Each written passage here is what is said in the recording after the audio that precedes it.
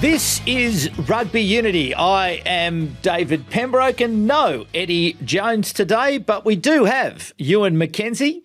And Ewen McKenzie, the Six Nations, the greatest annual tournament in our sport, commences this week. Who wins it and why? Well, I think based on form and looking at the sort of squads and injuries and things like that, I guess I'm tipping England to be the winning team, probably followed by France and then probably Ireland after that. And then it's a bit of a battle. It's like there's a two-tier competition. I think Italy won't be on the bottom. So it's a fight between Scotland and Wales for the wooden spoon.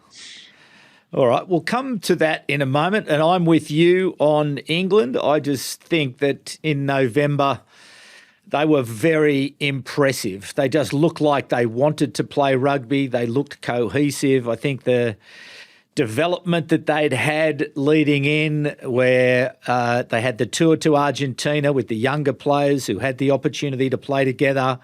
I think Borthwick's selections by retaining them was clever and keeping the Lions guys on for that second half impact. And they just seem to me to be a team that's moving in the right direction. And they do remind me a bit of the Eddie Jones coached England team of around that sort of middle 2016, 17, where they really started to come together ahead of that 2019 World Cup. So, yeah, I think England look absolutely ready to go. I agree 100%. And I think they've developed depth across the team. I think if you're looking for, signs, I mean, Borthwick kept the likes of Coles and Marler and these sorts of guys. He's kept them on and got the best out of them. But now they're transitioning to different types of players, and they've got a bunch of skillful props. So I think that Stewart, Will Stewart being one, although he's out with an Achilles. He's out. But endemic of where they're going in terms of they've got these sort of athletic, skillful players, and he was sort of playing off the bench, Lions player playing off the bench. So the only issue they've got is in the front row. I think at the moment they've got a bunch of injuries at tight head.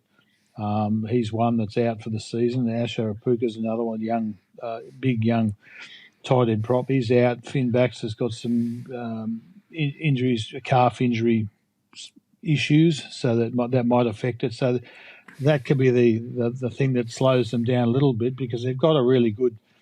They've got the depth. They've got a really good bench coming in the game. They're all, in recent times, have been Lions players coming off the bench, and they're all skillful and more athletic than what they've been in the past, in my opinion. So they've got a very mobile, skillful tight five, and they've obviously got good backs and good kicking game, good understanding how to play the game. They've got the variety of being able to switch between forward or however they want to play it at 10. So they've got a game for all seasons, is what I think. And so the prop injuries, that'll test their depth a little bit, but I think they're doing better than some of the other teams who are struggling with injuries, Ireland in particular.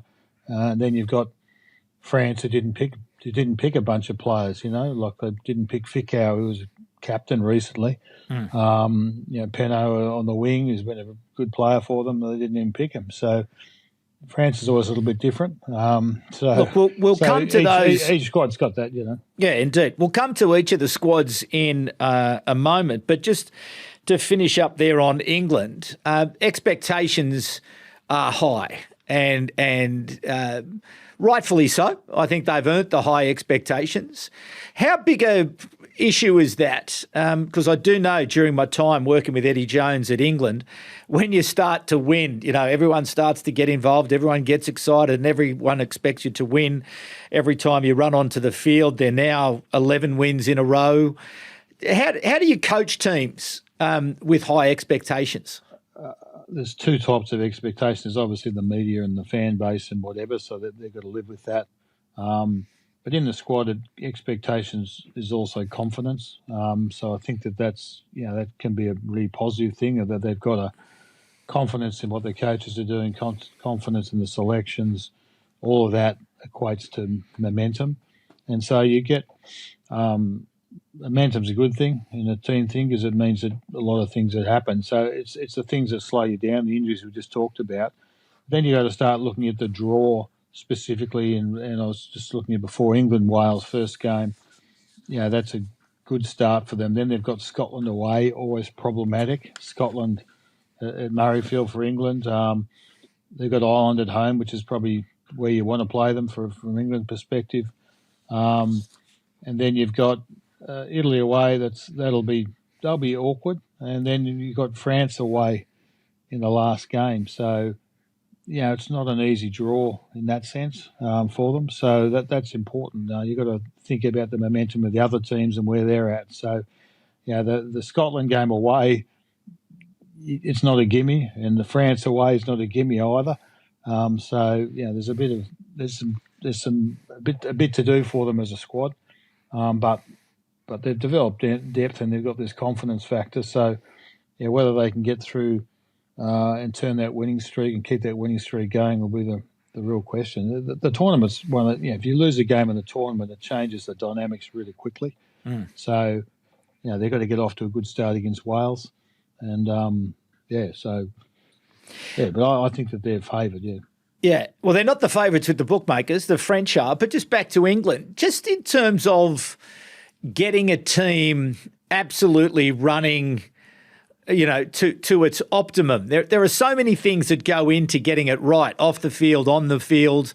How much, again, in your experience, how much time does it take to actually get a team to its optimal sort of operating tempo and operating performance? Because again, I observing England in November, I just think every week you could see just a slight improvements that were just building that momentum and building that confidence. You need a bit of luck. I mean, you've got to have a period of time where there's no, you get a clean run with selections, and that helps. Like you've got continuity and being able to pick the guys you want to be able to pick. That's important. And then there's always every third or fourth season where you have the horror season with injuries, and we've seen that each country has those moments where you're down to your fifth or sixth player in some positions, and that's not to denigrate the player. They're taking their opportunity, but it just means that your training weeks are taken up with integration. And when you're on a timetable like the Six Nations is now, if you get a couple of injuries and they're not, and you're outside the squad suddenly, especially in like specialist positions, hooker or whatever, you're spending your training week just getting players up to speed on the basics. So you can't take the game as far forward as you'd like to go in terms of strategy or whatever. You're just trying to underpin what you're doing. So, but I mean, I've been involved in. I was at the Wallabies. We won 7 straight, including beating France 3-0 in Australia, and that's rare to be able to do that. And when you get through that period, it just feels like you're going to find a solution. And as a coach, you're there and you're nervous and whatever, but you think you're just looking for a solution, and you're confident the players can find one. And you've got enough tools already practiced and whatever, that you can just pluck something out of the bag at half time or whatever that might get you through the second half. All right, so that's England. Let's just go through those other teams and the squads, not in obviously fine detail, but your boys, the Italians, you've been on them for a while. There's a real optimism about Italian rugby. They finished 5th last year, but certainly had a promising November period. And obviously, which included that big win over Australia. There are expectations again around Italy that this may be their best ever Six Nations. So, your thoughts? Yeah, well, I think it's the coaching for me is the key. It's a matter of being able to, and they've changed coaches plenty of times, and they've had all sorts of different nationalities coaching the team. But Gonzalo, I think, is the right guy. I think he's been able to seize upon the important things. And when you're coaching the Latin teams, there's an emotional element to it, there's a technical element, whatever, and you've got to be able to manage all of that. And I think that he's done a good job. He walked in there, Argentinian, he's been in France a lot. He understands the Latin mentality pretty well. So I think he's been able to get the best out of them. And watching the background of the Six Nations on Netflix, you get an insight there as to how he deals with players and the like. So I think he's done a very good job. So I think they're a team that doesn't have the depth. So, a few key injuries makes a big difference to them. But they seem to be all right. And I think they've got a method of play, which I think is actually pretty good. So they'll trouble teams. They'll be that sort of team that troubles teams, and they'll have in their minds, they'll be trying to win a couple of games. I think, deep down, they'll have pretty healthy bonuses for some wins. They talked about in the season before, and they had a couple of wins. So I think they'll trouble sides. They won't be they're not going to be 50 point, not going to give away 50 points. That might happen. I think South Africa served them up, but that was about it. Everyone else was, they gave a pretty good account. How do you get a team going from those brave defeats, narrow defeats, to victories? Like last year, I think it might have been the first round of the Six Nations. They pushed Scotland close and, could have won the game, went on to beat Wales the week after. But how do you get to do that consistently? What are the things that you've got to do with the team to get them from almost to securing the win? Well, you can, and you would. You'd go through those games and you look at your decision making, on the field in those critical moments. And we've seen it. And I guess Japan's, for me, is a really good example. Like, they're doing a lot of good things right, but they don't seem to have the ability just to get over the try line. That sounds stupid, but that's the reality. That they're getting to the right place on the field regularly, and with panache and with skill and using a variety of methods. They just almost a bit too excited and overplay their hand a little bit. So it's a matter of having their composure in that last 10 metres on the field. So I think that Italy's a little bit the same. They're doing a lot of good stuff across the field, set piece, all those sort of things are right, but they've got to have the composure when they're on attack to be able to complete the deal, not push the pass. And it's often just the push pass. So it's a matter of being patient, and that's hopefully experience. You make a few mistakes, and hopefully there's an excitement with the Latin mentality about the game. There's an excitement there, and so the push passes in France do it all the time too. They'll push passes, but they get away with it because across the board they've got such quality. So I think that's experience. They'll thrive on the fact that they've had a couple of they've been so competitive that they'll want to go a little bit more. They don't want to finish. They'll be trying to finish third on the ladder. That's what their medium term goal will be. That to try and get third in the competition, fourth, and then third. It's like Formula One. That's where they're pitching their season. So they'll target a couple of games there, and then that's you can probably work that out off the calendar. Well, they'll be targeting and as opportunities to get up the ladder. To the French, defending champions, favourites with the bookies, and they do have a favourable draw. Ireland, Italy and England at home. But as you mentioned, the coach Fabien Galthy has left out Gregory Alldritt, Damian Penaud and Gaël Fickou. Romain Ntamack is injured, although Matthew Jalibert, the mercurial Matthew Jalibert, is set to start alongside the great Antoine Dupont, who plays his first full season in the Six Nations since 2023. And interestingly, Uni Antonio retired last last week after having a heart attack. So all the best wishes to him after a wonderful career. So, yeah, your thoughts there about France. Is this just a shake-up to, to send a message to everybody that no one's safe? The coach is employing the electroshock in reverse. Normally it's done. They pump the coach, and then the players get, we better play. So it's in reverse. He's got in early.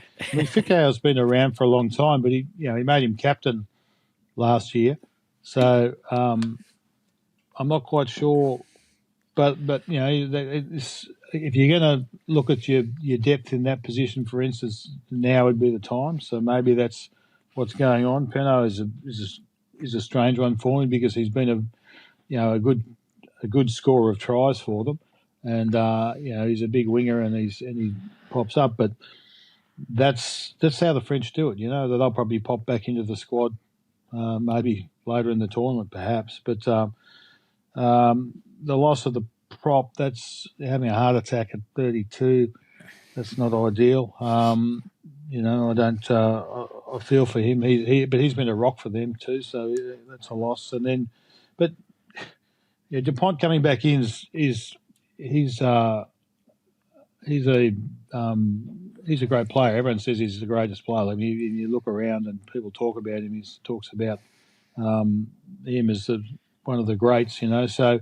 He'll be a talisman for them and he'll make things happen. But a bit of change there. Ntamack's been a key player for them as well. So they don't mind exploring their depth. I think there's a young Australian second rower who's been included in the squad as well. Yeah. So Staniforth. Staniforth, yeah. Yeah, so young guy from Canberra, actually. Yeah. So they see different things and players. They have a tough competition over there, so they get a good look at players in different circumstances. So they must think he's got something to offer. So the French do it their way, and I wouldn't write off all those players as being done and dusted. But then maybe they are sending a message. You don't know what's going on off the field or whatever, but I don't see them as favourites. But I guess with with the halfback back, anything's possible. He can make things happen. So, I think also the home, the advantage of playing at home is significant. Yeah, I think that's probably it. If you look at that, the draw, then that's probably it. That's probably the difference. And I'm a bit with you. I cannot see that Damian Penaud is not going to feature in the Six Nations somewhere along the way, given what he's been able to do for France over many years now. So anyway, we will wait and see, but plenty of depth there. Yeah, that's true.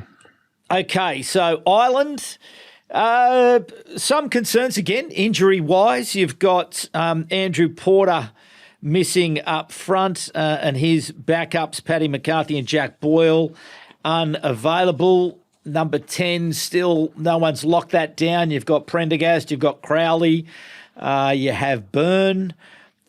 Hugo Keenan unavailable at fullback and Mac Hansen not there to cover for Keenan. But at the same time, you also have, Jamison, Gibson, Park, Ty Byrne, Caelan Doris, Dan Sheehan, Josh Van der Fleer.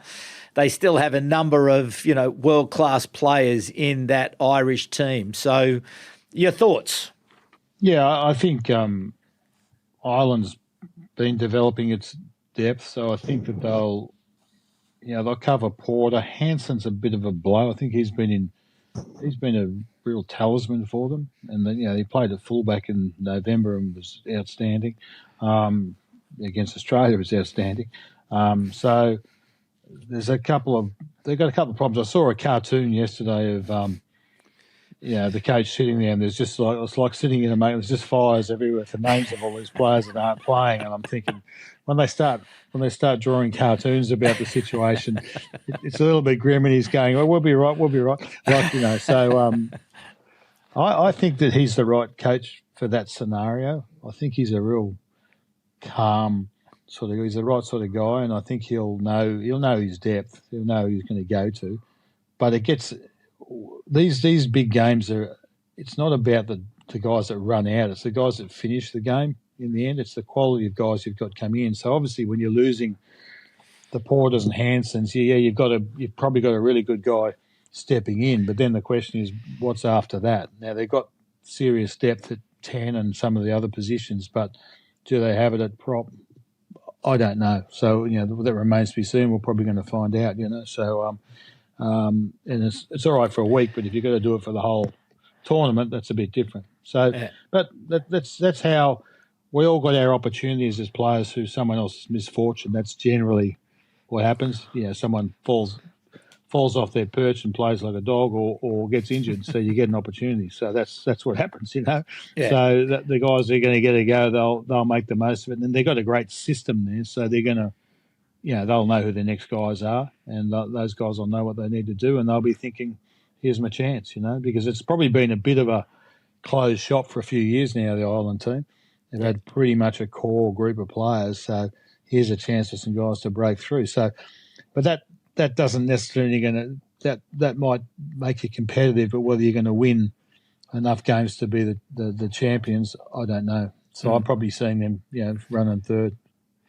What about the challenge of managing the fallout from the match against South Africa, where they were, heavily beaten by a dominant South African side, certainly at the scrum, but also in the open play as well at times, where they were had to give away penalties because they were just under so much pressure. And they were comprehensively beaten. How do you manage something like that moving into a new season and a new championship like Six Nations? Clearly, you're not playing against South Africa, but are there residual demons that need to be addressed after losses like that? Well, they had that loss, and there's some interesting. From memory refereeing and the outcomes across the game, so it was a bit of an unusual game. But I don't think that they'll be dwelling upon that. That'll probably pop up next time they play South Africa. I think the teams that they're going to play are a little bit different, so they will have addressed the technical issues that might have been there, scrum, whatever. Might have been some technical issues there, but I think that they won't spend time on it. The media might. But I don't think they'll be spending time. They'll just be looking at the tasks they've got in round one and then going from there. So they'll deal with South Africa later on. Yeah, I mean, if you look at the year, South Africa put big points on everyone at some point. So that's what they do. So that's a bigger challenge. That's a World Cup or Nations Cup challenge that. When those games, that's where you'll deal with that. But hopefully you've got some form and runs on the board, and some of the injury things might have resolved by then too. All right, Scotland, last couple of years, certainly at this time of the year, ahead of the Six Nations, there's been that sense of optimism, but this time round, not so much. Really, November was a big challenge for the Scottish team, particularly that loss to Argentina, having surrendered that 21 points to nil lead that they did, where they did look like world beaters, but certainly the Scottish fans turned on them that day. And I think going into November, Gregor Townsend was very optimistic about how they were to play. But 19 players in their squad come from the Glasgow Warriors, who've looked pretty good in the Champions Cup pool stages. This year, Tuipulotu is available. Obviously, Russell, Kinghorn, good players, Dempsey. So your thoughts about Scotland? Well, I was this time last year, I was pretty buoyant about their prospects, but it was an indifferent sort of year for them. They didn't quite get the results. They had some close results and didn't get there. So I've been a bit disappointed then that they had a good representation in the backs, in particular in the Lions, and they did well. That was, I think a lot of the Test side in the end ended up being the Scottish players. So they've got the quality there, but they haven't, as a group, they haven't been able to be consistent. I think they can beat anyone on a day, but they haven't been close to that as where they have been in previous years, in my opinion. They've sort of dropped. I don't know. They've sort of lost their way a little bit. I'm not quite sure why. So, as you said, you just read out a list of players. They've got a bunch of good forwards as well. They're a competitive side, but they just don't seem to be able to build momentum. So it's been a bit up and down, and it's probably, if I look at someone like Van der Merwe, the winger, like you watched him in the last few years, and he was like scoring unbelievable tries, but now he's sort of in and out. I think they've released him to play some club back to provincial football. So I don't know where he sits in the scheme of things. He's probably a good sort of barometer of where the team is, just a bit up and down. So it's disappointing. I'm near and dear to the Scotland team. I would like to see them do well, and they just haven't been able to get the best out of their from a week to week perspective. So in that sense, there'll be some pressure on the coaching group and whatever to try and get some consistency, because they just haven't had it. Yeah, I don't know what it is, but I've got this feeling that they may in fact come good in this Six Nations, and I think there is some advantage of having all of those Glasgow players playing together. They've been in reasonably good form. They'll be disappointed about what happened in November. I don't know. I don't know what it is. Let's call it a gut feel. But I think they may be a little bit more of a handful. And I think if they can get a bit of confidence up early, particularly a win over Italy in the first round, they've got. I think they're a high quality team. No, I don't disagree. That's where they should be. They should be very competitive. They've got a good draw. I mean, the second game's at England at home. That'll be the sort of litmus test to see what's going on. Then they're away to Wales, which is probably that's all right. Then they've got France at home, which is good. So the last game they're away to Ireland. So that's probably if they want to show that they're a force, and they've got to be able to get one of those big games, and especially on the road. So you're right. Looking at the draw with Italy away first game, they've got a chance there to be right in the competition if they can get past England in that second round. If they could beat England at home in the second round, that'll the wobbly wheels might turn up for England, and Scotland might get a bit of momentum. So that's a really important game, and that's round 2. So that'll tell us everything for both teams. Yeah. I don't know.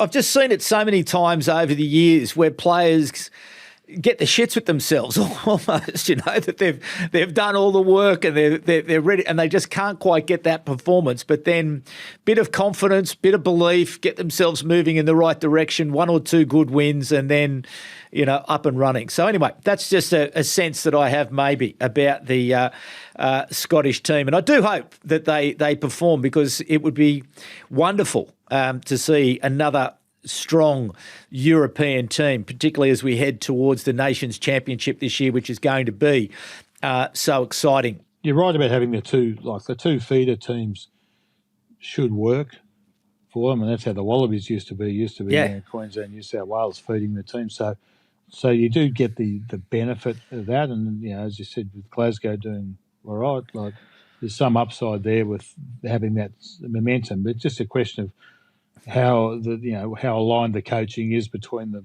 the provincial level, and whether they can whether they're not too proud to take some of the successful elements that are working for Glasgow, for instance, and use them in the national environment. So I guess that's the key.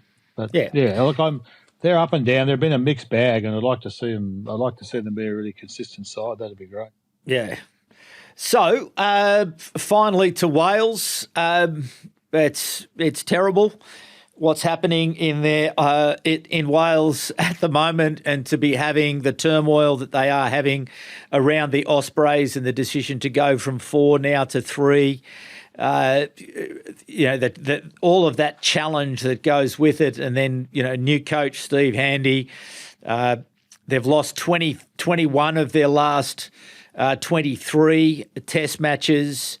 What do you say? What hope can we give to Welsh fans? And interestingly, I did read this morning that there are tickets available at Millennium Stadium for most of the matches to be played at this year's Six Nations. So perhaps even the rusted-on Welsh fans are starting to be challenged by what has been going on for a number of years now. Yeah, I think the politics, the political situation behind the scenes, it's not behind the scenes, it's out there and everyone, you can read about it, but it's that's not helpful. But if you look across the squads, I saw a graphic that showed the relative ages of the squads, and Wales is the youngest squad in the competition by far. So you'd like to think that somewhere along the line they'll start to that experience will start to help them. At the moment, they're still learning. They've had some very competitive moments. I know we looked at games last year in November and said, that could be 30, 40 points, and they were really competitive at half time. So they've got 40, 50 minutes in them. They've got to turn that into 80 minutes. They've got some interesting young players. They've got a bit of X factor with Zammit there, but Morgan's out for the moment. So he's a key. He was the only line they had. So that's a bit of a loss. That is a big loss for them, just in terms of someone to follow.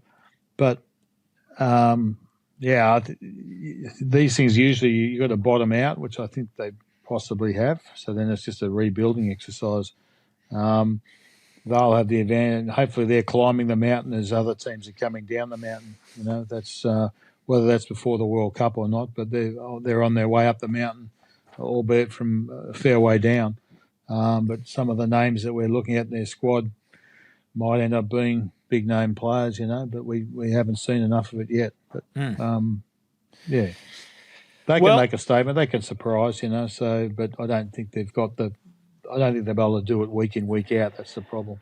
Yeah. Well, all the best to the Welsh team and all the best to Welsh rugby and everybody involved in Welsh rugby. These things are always very hard to manage. There's no simple or easy answer when it comes to making decisions as they have to. So, as I say, all the best to everyone there in Wales. We need you. The game needs you. If we're going to help secure the future prosperity of rugby union around the world, Wales needs to be absolutely front and centre as one of our strongest performing nations. And so all the best with getting through all of that. So, Ewen McKenzie, time to pick some winners for the first round of the Six Nations. First up, France and Ireland. Your tip? France at home. When in doubt, I'll go with the home team. Yeah, exactly. Yep. I think France will get there on that one. Italy, Scotland.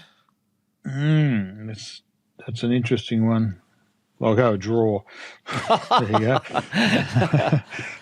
I'm going to go Scotland. I'm going Scotland. Yep. I do like Italy, and I do. They are at home.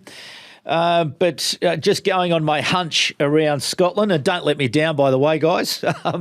I do hope. Anyway, let's hope it's a great game, and I do want to see Italy continue to improve as well. It should be a great occasion there. Then at Allianz Stadium, Twickenham, England, Wales. England, yeah. I think England will win that one, and I think on this occasion they will win that one quite comfortably.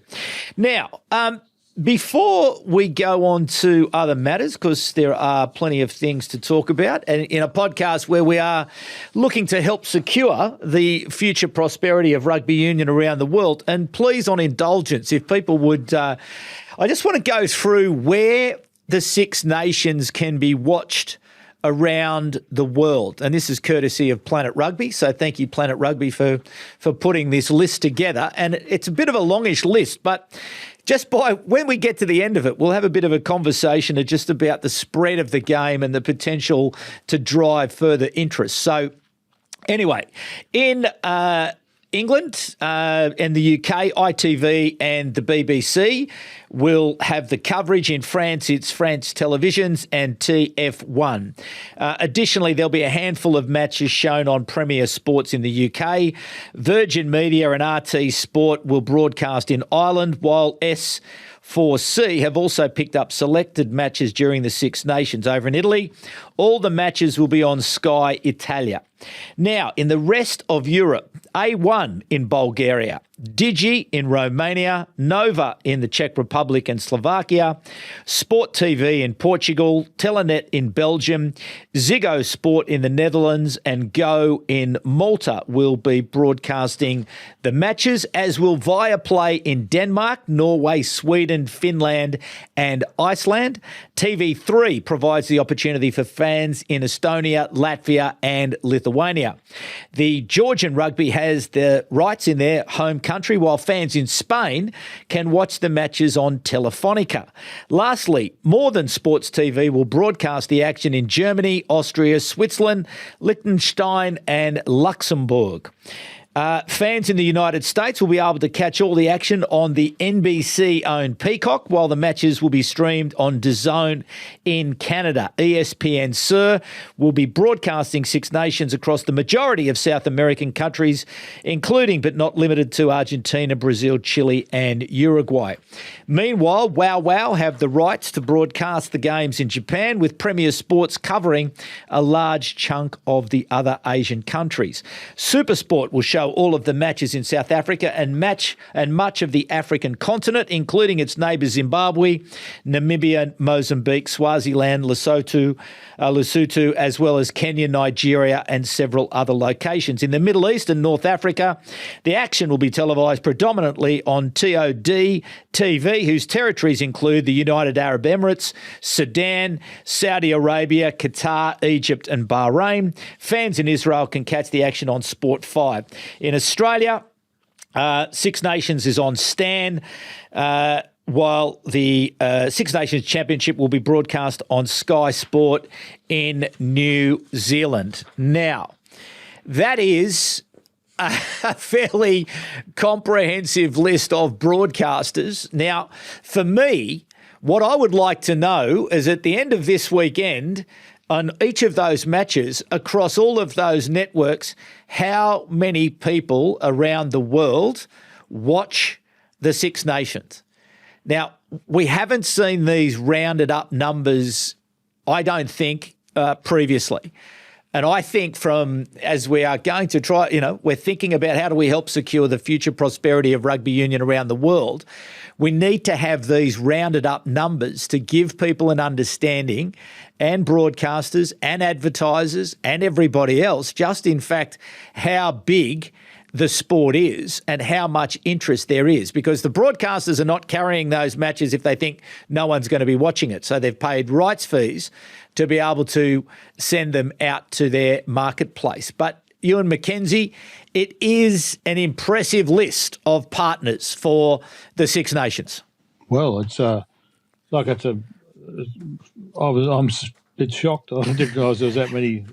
I didn't realise there's that many broadcasters out there for a start, but so many different channels. But I think you're 100% right, and I'm really surprised. I'm not a marketing person, but that's not aggregated. The information, as you say, is not aggregated for the purpose of selling.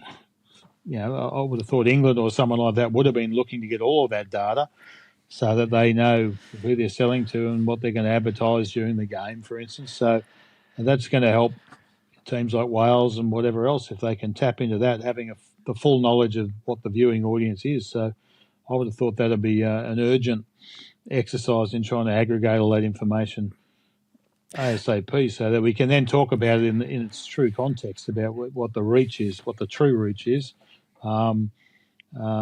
You're right.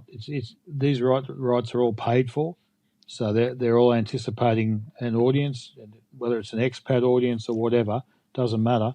There's people out there that clearly want to watch it, so they wouldn't bother putting it on.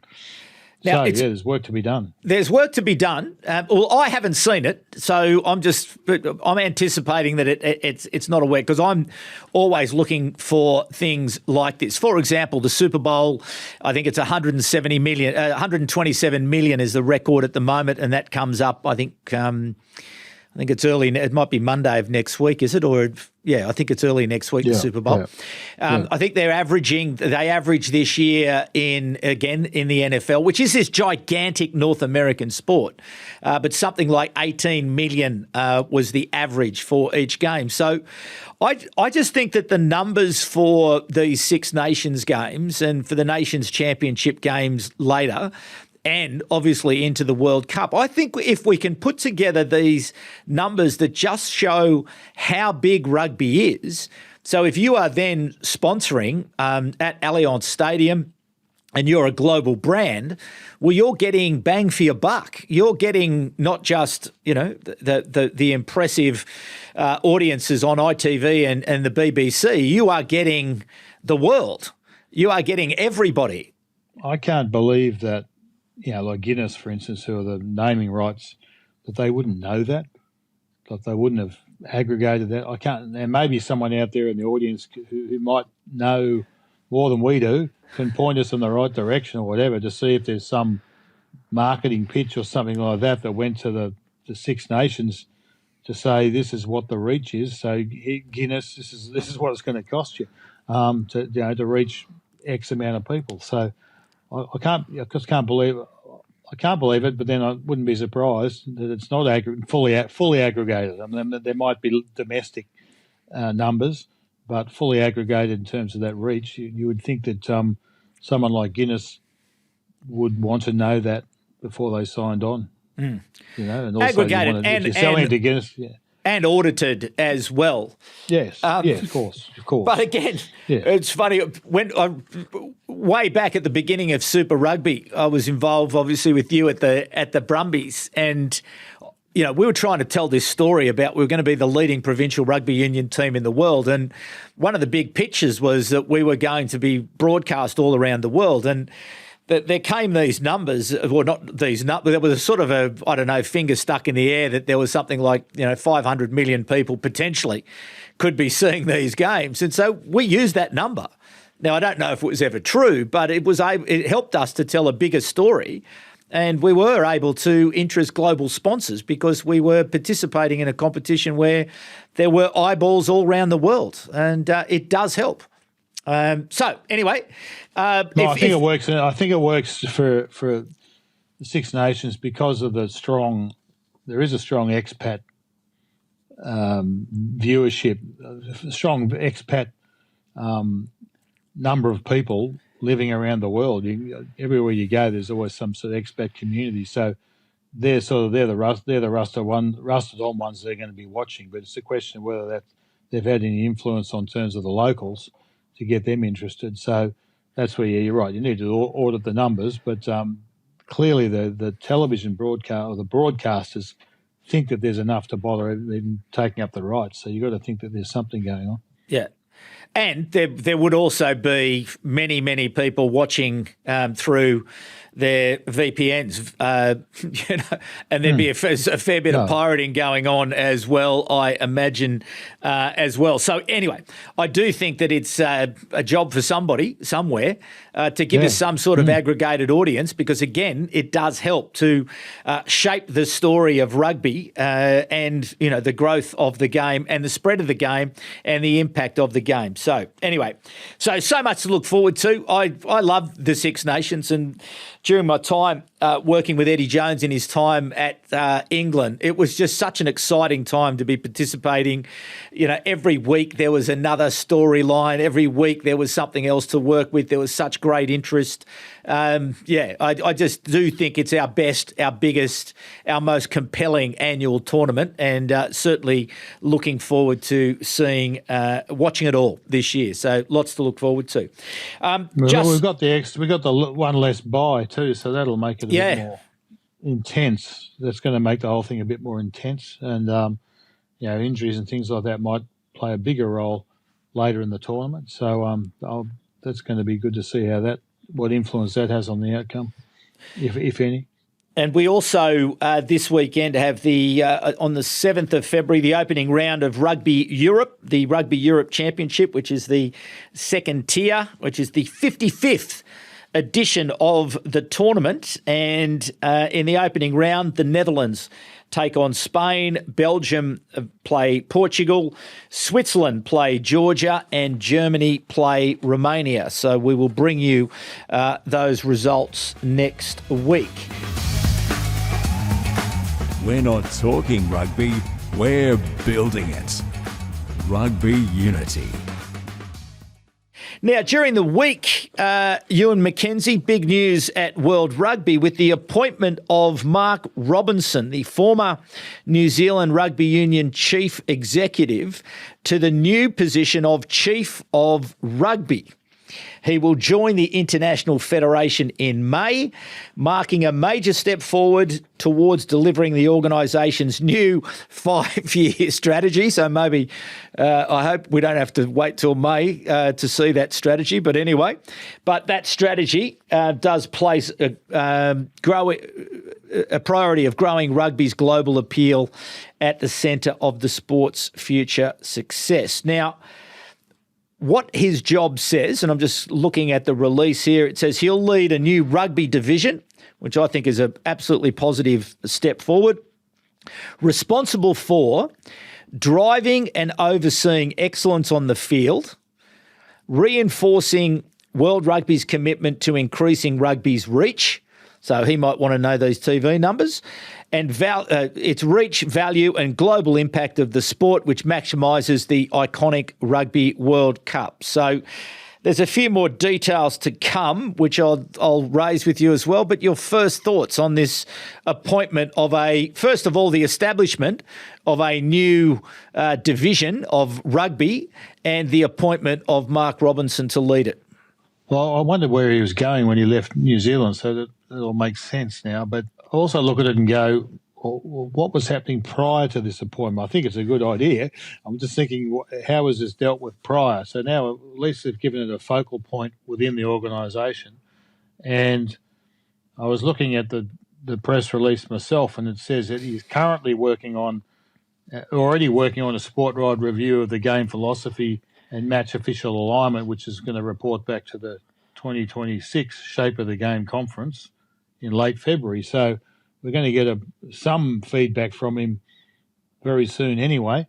And then we've obviously got the bigger picture stuff you've just outlined. So I think it's a really good thing. I'm just sort of surprised that we haven't had, I don't know how it was dealt with prior to this, but it would have been too big a job from what they're talking about. But they've got a real focal point now for that. So it's quite clear what his role is. And I think that'll give organisations around the world someone to talk to specifically. So in other words, getting to Gilpin's probably a bit hard because he's overseeing the whole lot. Now there's a focus there for the rugby specific aspects. So I think that there's someone there that they can get to who's down the line, but obviously responsible specifically for some of those areas you've just listed. So I think it's a good thing. I hope he's really successful. So. Yeah, well, I'm with you. I think it's, again, I think we're seeing some great progress at World Rugby over the last 12 months, and certainly the bold, Brett Robinson refers to it as the bold strategic plan. Well, we will find that out at some point in the future. Is there an org chart somewhere? Has anyone seen an org chart? I'll have to look at it. I'll have to go to the website. I haven't seen one, but the I'd like to see how it all fits together. Yeah, well, the chief operating officer has moved on to her next opportunity, so there has been a reorganisation.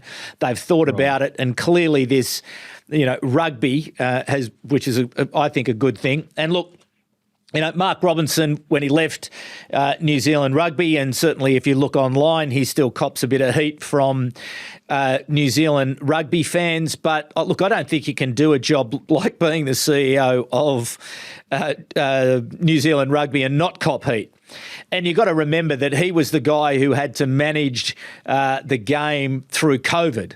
in an incredibly difficult task. Now, I've only met him once very briefly at breakfast, and he's a very likeable chap and certainly very bright.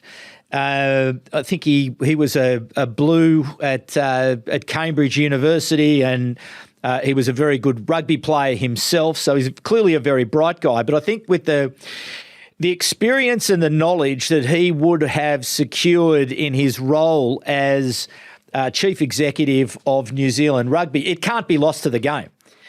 So they did need to grab him, and clearly they've put this job together with him in mind, because he would have a unique set of skills and experience and relationships. Yeah. So he's not starting from scratch. So he knows everybody, and everybody knows him, and he's known, he's liked, he's trusted in the world game. So he's off and running. So he can get moving pretty quickly. And the fact that he is doing this sport-wide review of game philosophy and match official alignment is a good thing. So we are going to get some activity through to this 2026 Shape of the Game conference. So I think it's a very bright thing. I think it's a very smart thing. I think he's exactly the right person to work with. I know he has a good working relationship with Alan Gilpin and also with Brett Robinson. So well done. I just think it's a great thing. And it again, we are entering the most competitive time of professional sport in my memory. We have the big North American sports that have decided that North America is no longer big enough. The NFL, through flag football, are coming out, and they are moving, and they are backing that up with NFL games being played all over the world. We're about to see the NBA launch NBA Europe, and they are going to throw the absolute kitchen sink. So the talent, the challenge for talent, the competition for talent is only going to get bigger. Baseball is moving out of North America as big as it possibly can. Football continues to grow, and there are, the threats of volleyball and other competitions as well. So this is why rugby has to get its act together. And I'm getting a sense that rugby is really starting to understand that we can't just sit back and do what we've always done, that we do need to compromise. We do need to make change. We do need to accelerate, because we have this incredible foundation. We have this marvellous game, and we have this, values-based sport. We have so many things that are sitting there ready for us to take advantage of. And I think a decision like appointing someone like Mark Robinson to be the chief of rugby is exactly what we need right at this time. And the other thing that Mark Robinson did during his time at New Zealand Rugby was to lead the push of the All Blacks into North America. So he was the brains behind moving, to the games between Ireland and the All Blacks in Chicago, the All Blacks in Fiji and San Diego. And I know the way that the All Blacks went to Chicago this last time, the way they engaged with the business community, the way they engaged with sponsors, the way they told their story was absolute top-class stuff. So, as I say, I think it's a great decision. It's a smart decision, and I look forward to getting him on the show, actually, and having a bit of a conversation as to what we think he might be able to, or what he sees as his priorities, which clearly I think once we do get a look at this strategic plan, it will be, to implement, the rugby elements, both on the field and off the field, of the new plan that we have from World Rugby. I think you're correct, Pemby. I think my impression has been that, and you said it the other day actually, that, World Rugby, or the IRB as it used to be, were just sitting there basically waiting for, the 4-year cycle for the World Cup to make the revenue for the next 4 years. And that was pretty much their role, sitting in there in Dublin and just, on a 4-year rotation and not doing a lot else. They were in name, they ran a website and had some tournaments, the Sevens and the like. But there needs to be more, far more, and the organisation, I even wonder if sitting in Ireland, sitting in Dublin's even a good thing, that they shouldn't be someone more central to the hub of world activity. I don't know where that would be, but in terms of where broadcasters are and the like, so you're mixing it so you can get conversations going, and I'm a big believer that if you want to be mix it in that environment, you've got to be in that environment. So maybe relocating the headquarters might be a good thing, so they're right in amongst the people that matter. But that's another topic. I think that focusing, they've given a face to the actual game, whereas before it was more the things around the game. This is actually the game itself, and the drivers, the specific drivers. So I think I think it'd be great to have a chat to him and see what he's thinking. But also, you made the point before about him being a CEO. It's a really important point. The fact that he's been a CEO of a rugby organisation, and that in that role he would have been working at the grassroots level, working at the professional level, trying to integrate all that. The fact that he's kicked the tyres for a long period of time and during COVID and touched the game at all those levels puts him in really good stead to go and have that background knowledge and make decisions around the bigger picture, rather than getting someone from another sport or from another livelihood that doesn't have that. He's would have touched the game at all levels in his role at New Zealand. So I think that's a really good background for him to be able to make a difference in this role. Yeah, no, indeed. And actually, to your point about, setting up offices around the world, I think World Rugby should immediately open an office in New York. Just as FIFA did a few years ago ahead of their World Cup in North America. I think we need to be in that market aggressively now ahead of 2031. And we do run the risk of talking too much about 2031 and forgetting that actually we do have a World Cup here in Australia in 2027 next year. And so we don't want to forget that. It's only 600 and something days away before the first game. And later this week, we in fact will find out where the pools, we do know the pools, but we're going to know where they're going to be and where those matches are going to be played. So looking forward to that announcement out of World Rugby later. But to your point about being in there and mixing it, I think New York is the place for World Rugby to be and to mix it in New York City and get to those big North American partners and have a presence though. Yeah, I don't think they have to all be in Dublin. I think that there's an opportunity, the way the Sevens plays, and I'm thinking, from a logistics point of view, Dubai is even a possibility because Dubai is one flight from anywhere. Anywhere in the world you fly into Dubai. And so the way the Sevens is organised and whatever, that there's maybe the Sevens, or, you can have multiple, not multiple, you don't want to replicate costs, but there's an opportunity to be more front and out in the open, whereas in my mind, I feel Dublin's a bit remote for the business community. You want to be at the right doors. So Sevens for me should be run out of Dubai, and you can see that's basically the hub of where they play your one flight to wherever you need to go.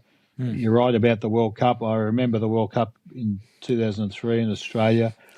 A friend of mine, Fraser Neal, who actually worked for New Zealand Rugby Union, but he worked for the IRB at the time. He was the IRB delegate. So really, they just had one person out in Australia. And his job was to sort of deal with John O'Neill in terms of organising that tournament. So he had one person on behalf of the IRB was involved in that, the tournament side of things. Obviously, it was being orchestrated at the Australian end, but you got to think that the World Games got to have more presence in terms of making sure the product and tapping into the things around the edges of the product. They need to have a better presence than just one person. That's what it was back then. It's probably different. Well, they've got the World Cup organising committee operating in Sydney at the moment, and they're a team of people from World Rugby who are implementing that strategy. So, but the reason why I think it's so important that they get to New York is because 40% of all global sports marketing dollars originate out of North America. So we have to be there at the table with our aggregated numbers, to say, hey, this is who we are, this is where we're from, these are our countries, this is how many people watch our game, these are our values, and it's a story that we need to tell over and over and over again. So. Yeah, but the aggregated numbers, we talked about Six Nations. We haven't got to the Nations Cup and the other tournament. By the way, here, what we're talking about Six Nations, here are the other tournaments we have. that have got these numbers, So you put them all together in a bucket. This is what rugby's doing worldwide. Yeah, so and then you put the women's game and the women's numbers, and then the under-20s and the under-20s numbers, and then the seven-a-side and the sevens numbers. Yeah, we've got a great story to tell. We have a great story to tell. Story there, yeah, I agree. Now, listen quickly to the third voice. We have a number of comments that have been made. So P. Koppelman has said, just as a comment, you seem to just pop up with such great content others dream of. So there you go. Brian Moore on YouTube says, wow, what a coup having George Gregan on here. So good and such intelligent and forward-thinking dialogue too. Cheers, boys. Great to see and catch up with Griggs last week. Fantastic fella and doing great things. I didn't actually get to talk to him about the Global Rugby Players Foundation, from which he is chair, but we'll save that conversation for another time. And another comment is the way you discuss your take on the All Blacks coach exit was, and without even trying, very respectful, but very well explained, going on what little we all know. To me, this is a show of class. And from Alex on YouTube, I just want to read this out because we were talking about Baltimore last week and the decision to take the game to Baltimore. And Alex MJ5 has obviously been to Baltimore, and his response was, not sure on Baltimore. Very odd choice. Was there a few years ago, and it's not particularly ripe for tourism or sports fans. The centre is downright dangerous, so nobody will go near it. The Ravens ground is basically a big car park and everyone drives there, so hardly drink and quickly get to their vehicles and drive off again. Nobody wants to hang around Baltimore and definitely not around the stadium precinct, which incidentally is safer than the centre but boring and nothing there. It's an oddly sanitised experience and not conducive to what rugby, football and cricket playing nations consider a game day. It's certainly not similar to, say, Twickenham and walking to and from Richmond on a match day, stopping by all the pubs, having a curry, all the houses along the main road, walk in, doing their own stall or food or something, train or tube back into central London, sharing a few pints, etc. It's also a big part of rugby and why I think it'll be hard to export the game to the US. We have nuanced values and game day experiences that are very particular. US sport is very much get in the car, drive to the game, sit and eat a lot, don't really watch what is happening on the field, rush to the car, drive home again, watch highlights later on a massive TV at home. It's pretty alien to us. Now, he goes on to talk about some other things, but interesting view there about the game in Baltimore and the experience. So what's your thoughts, Ewen McKenzie, about it not being conducive to a rugby experience, whereas in Chicago it very much is because the stadium is right there in the middle of town. Yeah, I think that point I think is pertinent.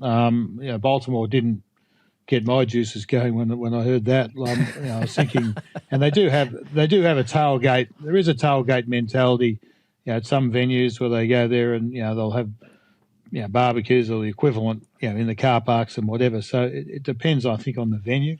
But I think the connection, all of those things that he's detailed are relevant. I just don't know if they've just purely made a stadium deal, where they've looked for a big stadium and looked at the number of seats in the stadium and that's it. They haven't actually looked at the experience about whether they're trying to grow the game or just accommodate enough people to pay for the game. So that's a valid point. I don't know why Baltimore, as I said, it didn't get me excited. Was Chicago made a bit more sense. I think inner city stadiums is probably going to suit what he's talking about, and probably would be a better way to try and convert fans. Interestingly, I listen to a podcast every morning called the Buzzcast from an American sports journal called SBJ, and highly recommend that to any of you who are interested in sports business because, they cover the field.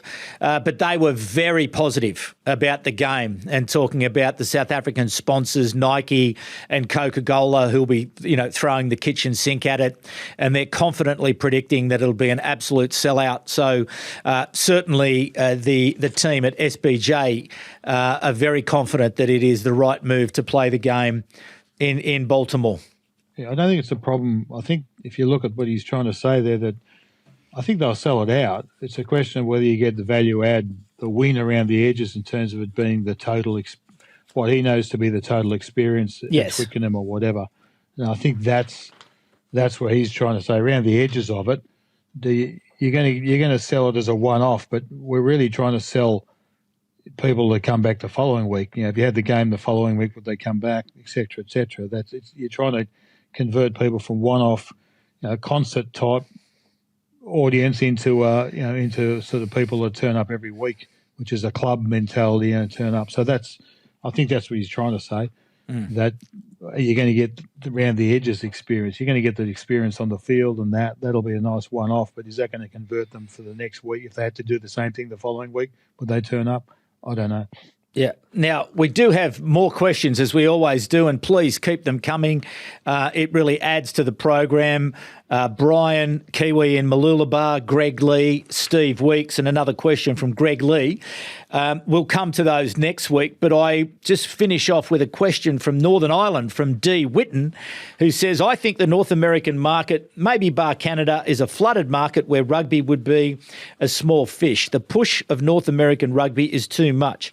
If World Rugby wanted to grow the game, they should attack the areas with lower competition, i.e. South America. World Rugby shouldn't put money in an area where rugby union would be at best sixth in the pecking order. What are your thoughts, Ewen McKenzie? No, I can see that logic. But you balance it up with what you just said before, Pemby, about where the dollars marketing are, and the dollars is where the dollars are. So the answers, I think, is probably in the middle somewhere. Yes, you're not going to be the number one sport in North America, and you're right. You might end up being fifth or sixth or something like that, but there's still some serious juice to be able to underpin whatever else is going on. So, yeah, and that's where we talk about South America as a participation audience, etc. But the sponsors and stuff are all based in the US, or the big sponsors, the ones that have got the Pepsis or the Coca-Colas or whatever it is. They're all based there. So you've got to be able to mix it. You've got to be able to mix it in there to be able to then prove your bona fides elsewhere, I think. So the answer's in the middle. I don't think it has to be all or nothing. I think it's got to be in there as a sport that people recognise and know what it is. At the moment, they don't. They get a bit confused. Rugby league, rugby union, or other sports. You need to get them in there and get them to become a knowledgeable audience. Not necessarily their number one sport or whatever, but enough for them to be able to watch the game and take an interest. Yeah. And the sponsors will follow. Yeah.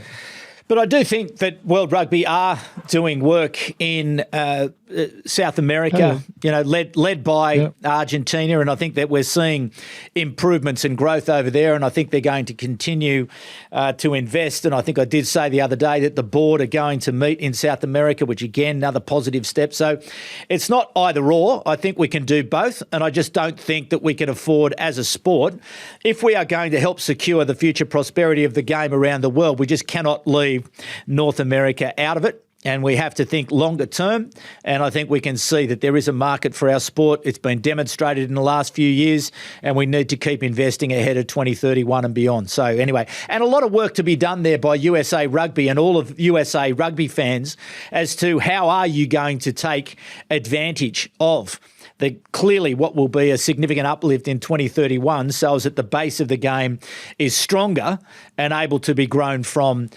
post that event. Now, listen, we've taken a little bit more time today, even though Eddie Jones wasn't there, with plenty to talk about. So a big thanks to you, Ewen McKenzie, for coming along. We'll be back later in the week to preview some of the weekend games in more detail. And in fact, when we do get on air, the first match of the Six Nations will have been played because it's starting on a Thursday night, which is Friday morning in Australia. So perhaps we'll watch that game and have a bit of it. We'll start the program after that. But anyway, thanks, Ewen McKenzie, for coming. And also to you, everybody, thank you so much for your ongoing support, your comments, whether it's on social media, whether it's wherever it is that you're engaging with Rugby Unity. We're very grateful for that support. And to the Third Voice for your ongoing contribution, for your comments Appoints. Please keep them coming. It helps the program to be richer because we are incorporating the voice of the fans into our program each week. So we are very grateful for that. On Substack, please go and sign up over there. We'll talk about it next week, but we do have another innovation heading your way in terms of content about the great game of rugby union. So stay tuned for that, and certainly looking forward to talking about the World Cup in Australia in 2027 and all of the matches once they're announced by World Rugby in the coming days. So lots to look forward to there. So thanks again for your attendance on the program today. But please, until next time, be kind to each other. My name is David Pembroke, and it's bye for now.